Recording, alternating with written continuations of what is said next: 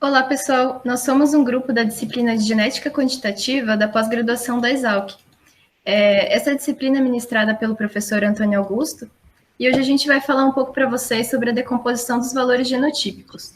Meu nome é Fabiana, sou engenheira florestal formada na Exalc mesmo, e atualmente estou fazendo mestrado em recursos florestais.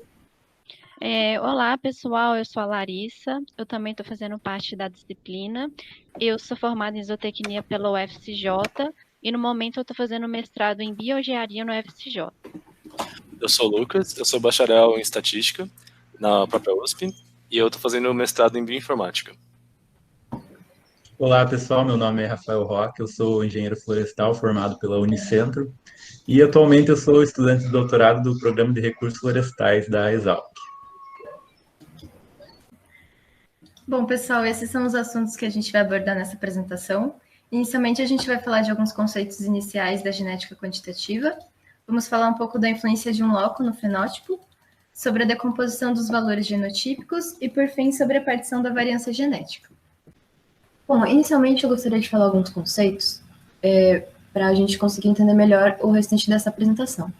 A genética quantitativa, ela trabalha com uma população, pouco mais, né? E uma população nada mais é do que um grupo de indivíduos de uma mesma espécie em uma mesma área. Dessa população, a gente pode tirar dela os caracteres quantitativos ou os qualitativos. Os quantitativos a gente consegue medir. Então, por exemplo, a altura da planta, o peso, o diâmetro das árvores são caracteres quantitativos. Esses caracteres, geralmente, eles são controlados por vários genes, eles têm uma alta influência ambiental e geralmente seguem uma distribuição normal. Daqui a gente consegue falar sobre um conceito de aditividade, que é quando vários genes de pequenos efeitos somados dão as características do indivíduo, que é o fenótipo que a gente observa. Nos caracteres qualitativos, a gente não consegue medir através de números, mas a gente consegue inferir sobre eles através da observação. Um exemplo disso seria, por exemplo, a cor das flores, e a gente consegue dividir isso em classes, categorias.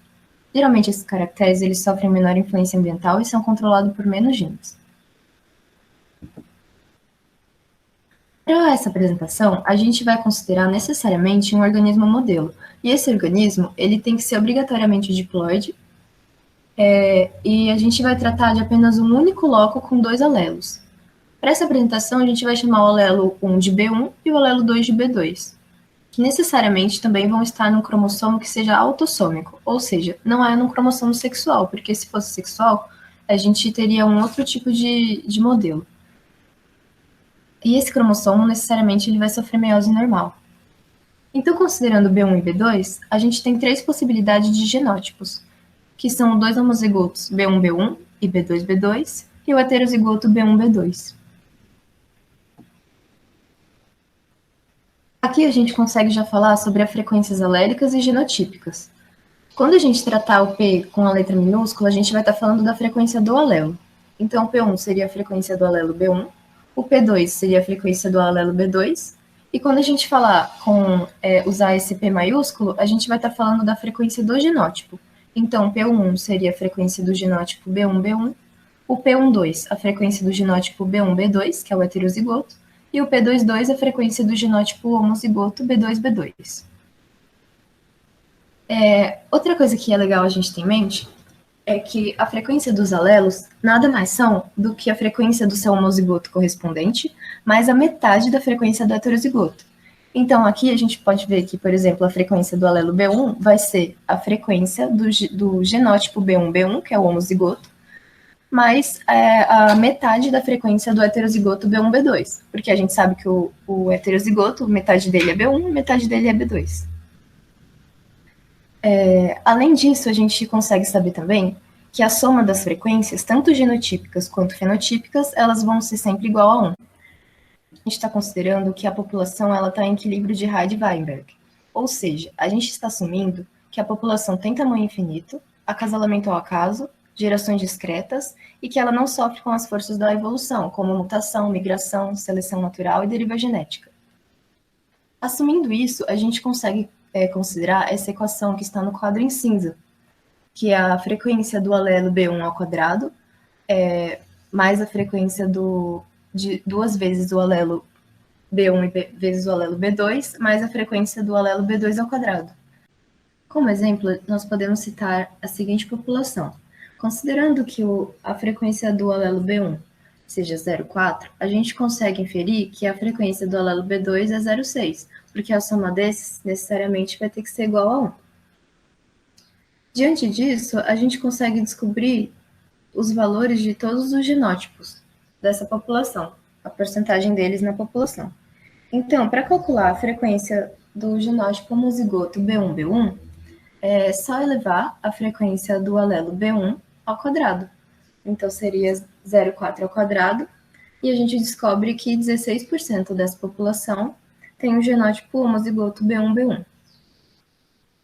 Da mesma forma, a gente consegue descobrir a frequência do alelo B2, que daria 36%, elevando 0,6 ao quadrado. E para descobrir o heterozigoto, basta a gente multiplicar 2 vezes a frequência do alelo B1 vezes a frequência do alelo B2. Então, 2 vezes 0,4 vezes 0,6 dá 0,48. Então, a gente sabe que 48% dos indivíduos dessa população são heterozigotos. A gente sabe que os valores fenotípicos, eles são influenciados tanto pelos valores genotípicos quanto pelos efeitos ambientais. Diante disso, a gente pode falar que os valores genotípicos, eles podem ser estimados pelos valores fenotípicos correspondentes. Nessa escala, a gente consegue ver a contribuição de cada genótipo para a composição do fenótipo. Aqui a gente vai considerar que B1 ele é o alelo que diminui o valor do fenótipo, e B2 seria o alelo que aumenta o valor do fenótipo.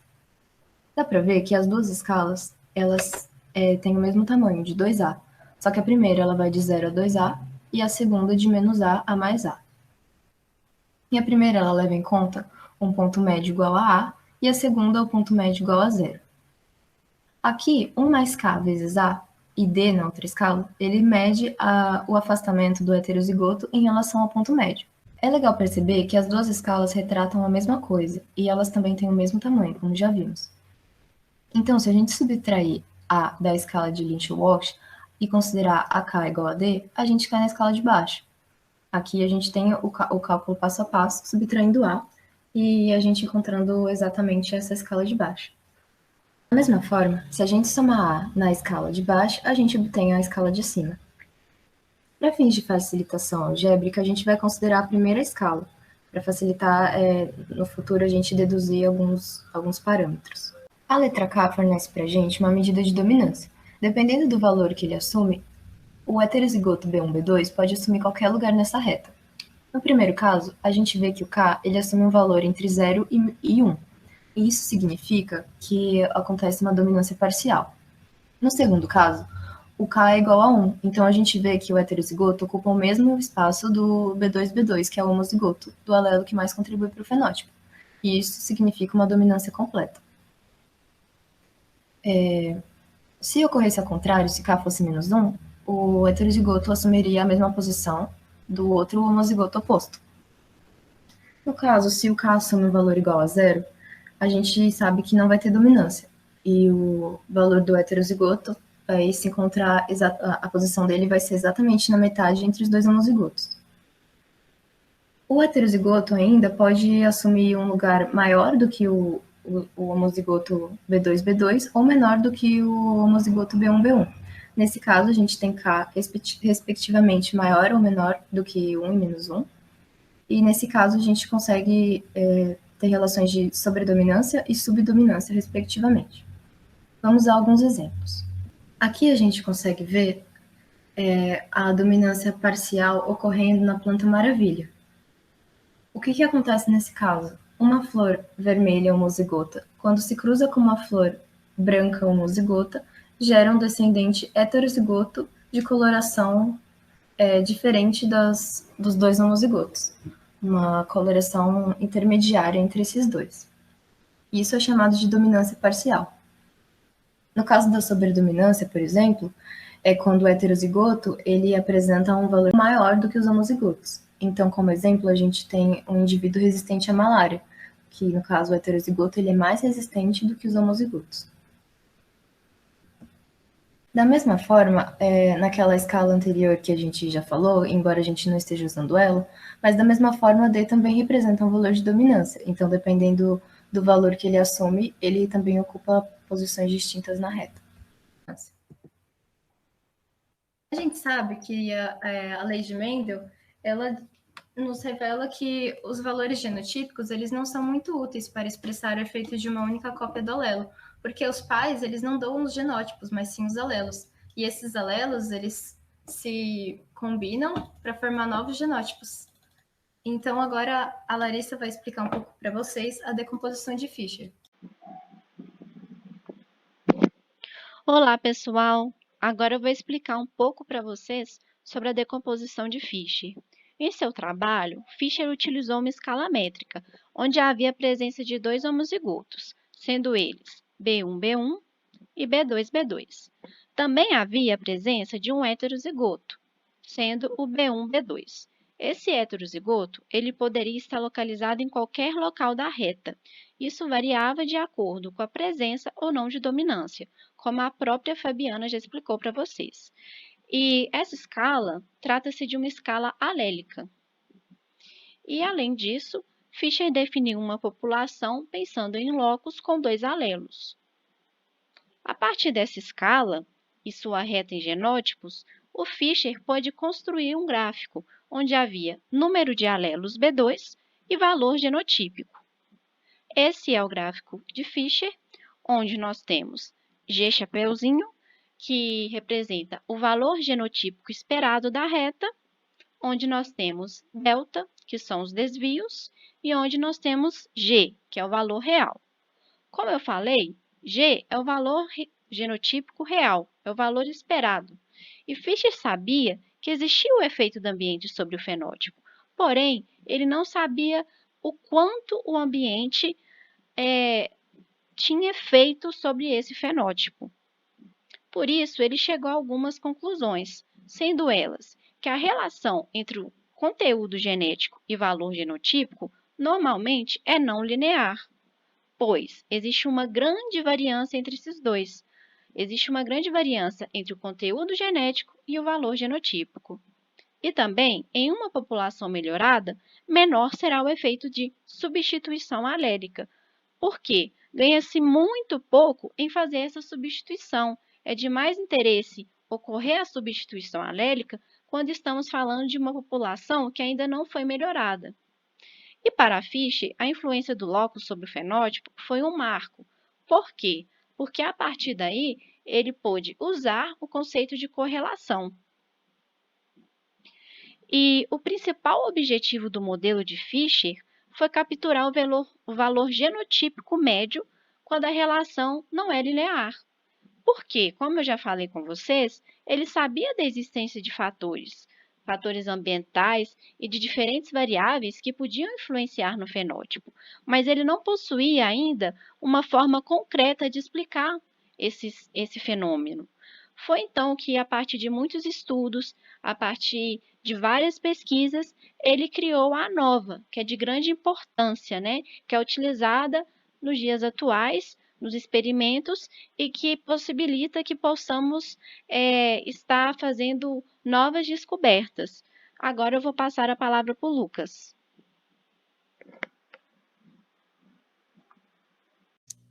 Bom, como a Lara e a Fabi já falaram, basicamente nós temos então essa nossa escala, né, para o valor genotípico. Basicamente, então, só uma breve recapitulação, mas o valor 0 seria o valor genotípico esperado do homozigoto B1-B1, no nosso caso, e o 2A nada mais é do que essa distância entre os valores genotípicos médios, né, dos homozigotos. Aqui a gente está observando o homozigoto que seria o nosso, na verdade, N1, N1, né? Desculpe. Mas, basicamente, então, A seria a metade dessa distância. E, assim, sem efeito de dominância, essa metade dessa distância, ela seria o valor esperado do nosso heterozigoto. Então, basicamente, aqui no eixo Y, nós temos o valor genotípico médio, e no eixo X, nós temos a quantidade de alelos, no caso N2, do nosso genotipo. né? Então aqui nós teríamos aqui 0 alelos N2, então a gente teria aqui o genótipo N1, N1. Aqui, no 1, a gente então vai ter um alelo N2, então aqui vai ser o N1, N2, é nosso heterozigoto. E aqui a gente tem o valor N2, N2, que são 2 alelos de N2. Muito bem. Agora nós vamos observar algumas características, né, algumas propriedades de como a frequência alélica ela acaba influenciando nesse ajuste dessa reta, que é o modelo linear que nós estamos pressupondo aqui, e como também a dominância acaba influenciando nisso. Né? A dominância, né, como já foi dito, é justamente o distanciamento dessa relação linear que a gente tem do valor genotípico quando a gente está falando do heterozigoto. Né? Bom, basicamente, o nosso principal interesse nessa reta é nada mais, nada menos do que a inclinação dela. Porque, na verdade, a inclinação dela, a gente está numa escala discreta, na verdade ela vai falar o quanto que é esse salto de um genótipo para o outro no valor médio observado desse valor genotípico.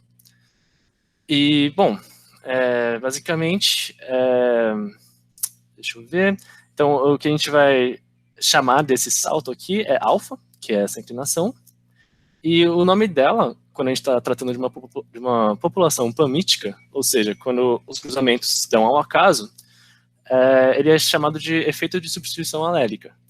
E o que isso quer dizer? Se eu trocar aleatoriamente um alelo por um alelo N2, por exemplo, eu acabo o quanto que isso aqui vai incrementar a minha média do valor genotípico.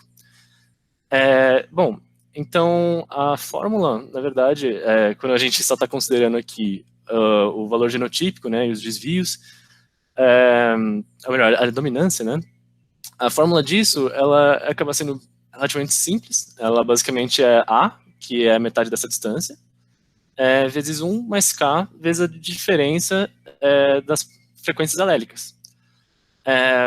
Isso, claro, eu estou falando, vocês não estão observando isso, mas isso tem uma série de propriedades. E como que é estimado esse alfa? Esse alfa ele é estimado pelo método dos quadrados mínimos. Os quadrados mínimos são o seguinte, a gente está basicamente minimizando o resíduo, né, entre aspas, né, que resíduo, no caso, é aquilo que a gente não explica pelo nosso modelo. E o que é o nosso modelo aqui? Cara, meu valor genotípico é a quantidade de alelos que eu tenho do N2, mais algo que eu não estou explicando, que é o desvio de dominância. No caso, a gente não tem nenhum desvio aqui, então é uma relação 100% linear. Beleza. Bom, agora, por exemplo, pela fórmula que eu acabei de falar, nós temos meio da frequência alélica de B1. Ou meio da frequência alélica de B2, né? Se nós estivermos com meio, então, na verdade, o que acontece é que esse efeito de substituição alélica, ele nada mais vai ser do que A. Então, se ele é A, então o efeito é sempre o mesmo, independente da dominância. Então, por exemplo, se eu começar a aumentar a dominância, ou seja, eu começo a influenciar no valor genotípico médio do heterozigoto, eu vou estar puxando a reta com o heterozigoto. Né? Então, por exemplo, quanto mais eu subo o meu heterozigoto, quanto mais eu estou aumentando esse valor médio, mais eu estou distanciando dos valores dos homozigotos. Ou seja, nesse caso, por exemplo, eu estou com a dominância positiva. O que isso quer dizer? O meu valor genotípico do meu heterozigoto, ele vai estar acima do que eu esperaria numa relação linear. A relação ela é completa, ou seja, quando a gente tem K igual a 1, a gente tem que exatamente esse valor o valor genotípico do heterozigoto vai ser o mesmo valor genotípico do homozigoto, e é isso, assim, essa reta, ela basicamente vai estar distanciando bastante dos nossos homozigotos. Beleza. E o mesmo acontece quando a dominância ela acaba sendo negativa, ou seja, a gente está puxando o valor genotípico médio do heterozigoto, o valor genotípico, quando a gente tem dominância negativa, a gente está basicamente subestimando o valor dos homozigotos, porque a nossa reta é o quanto a gente está estimando, e quando a gente tem que a dominância é positiva, na verdade a gente está superestimando, porque o valor real ele vai estar abaixo da nossa reta. Beleza. Agora nós vamos, então, vamos ver como que, sob dominância nula, como se comporta isso. Bom, se a dominância é nula, na verdade a gente vai ter uma relação perfeitamente linear. Então a gente não tem desvio. Se a gente não tem desvio, Então, não importa como varia essa frequência alélica, quanto mais ela esteja pendendo para o alelo B2, ou quanto mais ela penda para o alelo B1, a gente só está mudando as densidades, né, que são afetadas pela área desse círculo, dos círculos. A gente está só mudando a densidade, mas a gente não vai estar interferindo em nada no valor da substituição alélica. A gente vai ter sempre o mesmo valor. Então, esse é o efeito quando a gente tem dominância nula. Agora, por exemplo, vamos pensar, né, quando a gente tem dominância positiva, ou seja, nosso valor genotípico médio ele é maior do que se fosse por uma reta, mas existe agora um distanciamento, né, dessas frequências alélicas. Ou seja, eu tenho agora mais alelos de B1 do que alelos de B2. Se eu tiver mais alelos de B1 do que alelos de B2, agora eu vou começar a influenciar nesse distanciamento. Ou seja, agora eu começo a aumentar, na verdade, a densidade dos pontos aqui e eu estou em detrimento, né, da redução dos alelos aqui. Ou seja, os meus genótipos B1, B1 vão começar a cada vez mais influenciar menos na minha estimativa dessa reta. Então, basicamente, quanto mais eu tenho acréscimo na minha frequência alélica de B2, nesse caso, mais eu estou estimando que eu vou ganhar menos no meu valor genotípico ao permutar um alelo. Né? E esse seria realmente o efeito esperado. E basicamente, quando a gente tem 100%, né, de genótipos B2, B2, basicamente só isso aqui vai influenciar. A gente não tem mais pontos aqui. Na verdade, isso aqui é um caso extremo, isso aqui não deveria acontecer. Mas o linear, a gente tem muitos alelos B2. Tá bom, então basicamente o que vai determinar essa estimativa desse efeito é só praticamente o nosso genótipo B2, B2 e um pouco do nosso heterozigoto. Né? O mesmo vai acontecer se eu tiver muito mais alelos B1 do que B2. A gente começa cada vez mais a estimar esse efeito considerando os nossos homozigotos B1, B1 e nossos heterozigotos B1, B2. Começa a ficar desprezível, esses pontos começam a ficar desprezíveis no cálculo desse efeito. Agora, se a gente tiver dominância negativa, o mesmo efeito vai acontecer. Basicamente, a gente está jogando o valor genotípico médio do heterozigoto para baixo, e essas densidades das frequências vão acabar influenciando bastante. Então, no fundo, pensando nesses parâmetros, a frequência alélica, ela nada mais ela vai mudar essa minha estimativa justamente porque ela altera a densidade desses pontos. E como eu estou estimando por quadrados mínimos, isso influencia muito, né? Agora, se eu estou falando de dominância, então eu estou justamente introduzindo aqui desvios. E quanto mais desvios eu tenho, mais eu vou alterar isso. Então, basicamente, é isso. Agora eu vou passar a palavra para o Rafael e continua a apresentação. Então, pessoal, vou falar um pouco aqui sobre a representação da variância genética em função da frequência alélica do alelo favorável, do alelo B2, que, como já foi explicado anteriormente no vídeo. Então, inicialmente, é interessante a gente observar aqui essa expressão destacada em amarelo, que é a expressão básica de Fischer para descrever a variância genética, mostrando aqui que a variância genética ela é particionada em variância aditiva mais a variância de dominância, sendo a variância aditiva aquela porção da variância genética que é repassada às próximas gerações, às progênies, no ato da reprodução. E a variância por dominância é a variância devida a efeitos de interação de alelos em diferentes locos. Então, sabendo disso, a gente sabe que na ausência de dominância, a variância genética ela vai ser igual à variância aditiva, que é o que ocorre aqui no primeiro exemplo. Então, temos um K igual a zero, ou seja, a ausência de dominância. E quando se tem uma frequência, por exemplo, de 0,5 para o alelo favorável, as curvas de variância genética aditiva e variância de dominância, elas se sobrepõem. E temos aqui, então, o ápice da curva e, no caso, a máxima variabilidade genética possível para uma dada população. Já num outro exemplo, quando o K ele é igual a 1, ou seja, temos a dominância completa, e tomando como exemplo uma frequência alélica do alelo favorável de 0,25, nós podemos observar que a variância genética ela é decomposta em uma maior proporção de variância aditiva e, consequentemente, uma menor proporção de variância de dominância, ou variância por efeitos de dominância. Entretanto, quanto à frequência do alelo favorável, ela é 0,75, a proporção da variância de dominância ela torna-se superior à variância aditiva. Diante dessas informações, a gente pode começar a entender um pouco por que populações que possuem um certo grau de melhoramento, né, já estão avançadas dentro do programa de melhoramento, essas populações elas são mais difíceis de se trabalhar. Pois, como a gente pode observar que, apesar de você ter, numa população já melhorada, uma frequência maior do alelo favorável, no entanto, existe uma maior variância devido a efeitos de dominância relacionada a esse alelo, e, consequentemente, uma menor variância aditiva.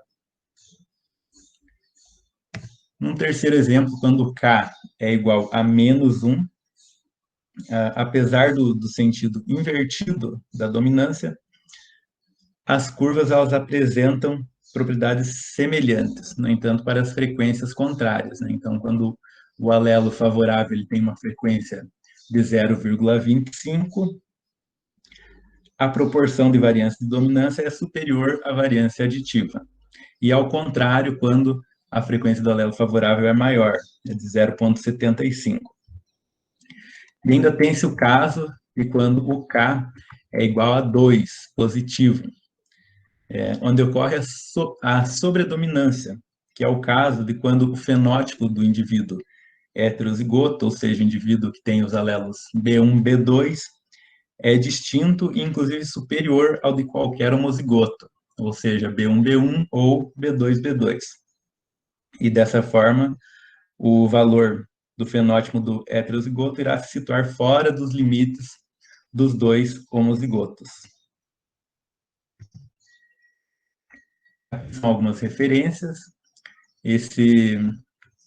Essa nossa apresentação, os conceitos dela estão disponíveis no capítulo 4 do livro de Lynch-Walsh, e também as outras referências utilizadas para a realização desse trabalho.